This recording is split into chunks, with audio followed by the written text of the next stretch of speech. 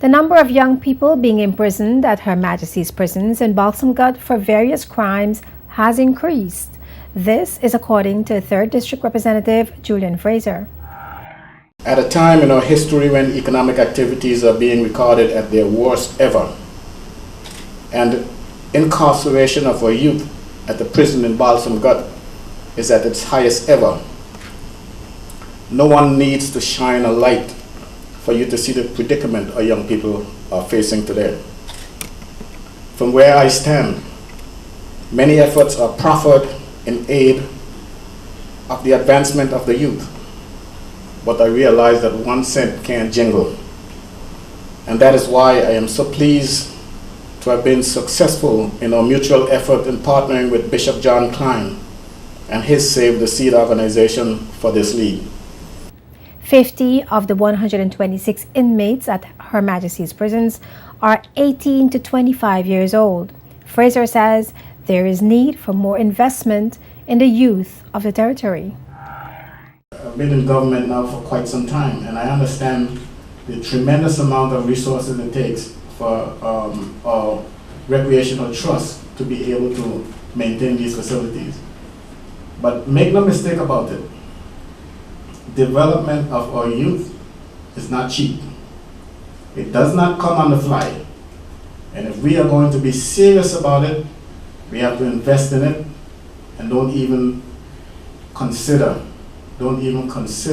thinking about the fact that it's too expensive and we can't do it. Saving seeds. Those seeds are not me. I'm done old. There's no seed here to save. It's the young generation, the young ones that we have to save. I trust me, if you go Balsam, but you're not going to see my face up there inside behind the bars. It's the young ones who can end up there that we are trying to save. We're not promising them that they're going to be NBA stars.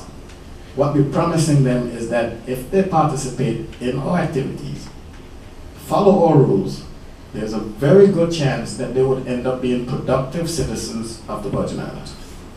Premier Smith was at the time responding to questions at his July 8th one-on-one with the press held at the Premier's conference room.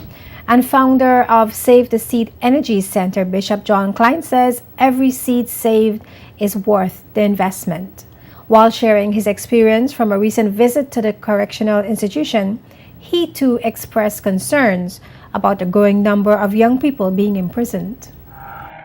I was at Balsamgut. I wanted to mention this for one reason. I was invited there by some of the prisoners who wanted to start a music studio because they're musicians that's being incarcerated, but they have nothing to do. They get up in the morning, they walk around, and then they go back to bed. They don't play basketball. There's a little basketball court there. So they said, we want to build a music studio. We've written songs. We want to teach some music to some of the guys that are in here. Can you help us? And that's why they called. And I went there and I said, we're going to do it. I don't know where I'm going to get the money from. I need $16,000. Okay? It doesn't have to be all new equipment. I have a list. It could be donated equipment. But all of these things are different components. We can't just throw the guys up there and forget about them. Because when they come out, if there has been no rehab or expression up there, then they fall right back into the same thing. Bishop Klein and Fraser were speaking at the media launch for the 2014 Honorable Julian Fraser Save the Seed Basketball League on Monday, July 7th.